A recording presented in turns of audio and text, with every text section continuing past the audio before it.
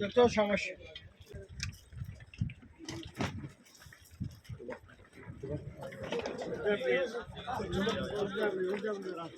चलो आगे यार।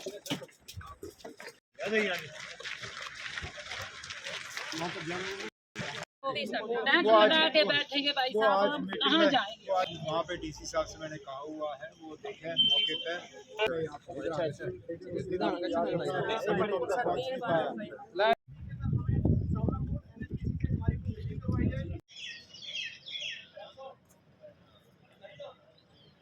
पहला मेरा यहाँ आने का मकसद ये था कि मैं रामबन के लोगों को ये एहसास देना चाहता था कि बेशक पहलगाम में एक बहुत बड़ा हादसा पेश आया, लेकिन हम रामबन के लोगों को भूले नहीं हैं। साथियों से मिला, एडमिनिस्ट्रेशन से हालात के बारे में मैंने जायज़ा लिया। हाईवे वन वे ट्रैफिक के लिए खोल दिया गया है।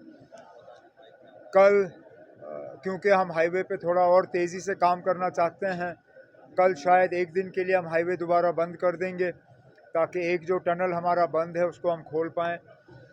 उसके साथ साथ जो रेस्टोरेशन का काम है उसमें और तेज़ी लाने के लिए जो पैसे जो है रिलीज़ होने चाहिए जम्मू से, वो रिलीज़ हो गए हैं। उसके अलावा एडमिनिस्ट्रेशन से, डीसी साहब से मैंने कहा हुआ है, कई सारे ऐसे लोग हैं जिनके न सिर्फ मकान गए, लेकिन मकान के नीचे जो ज़मीन थी वो भी बह गई है। अब डीसी साहब से मैंने कहा हुआ है कि ऑल्टरनेट इनको 5 मरला ज़मीन का प्लॉट मिले, उसके लिए वो ऑल्टरनेट साइट ढूंढें। ऑल्टरनेट साइट मिलते ही हम इनको जो है वो 5 मरला ज़मीन जो है वो ट्रांसफ़र कर देंगे।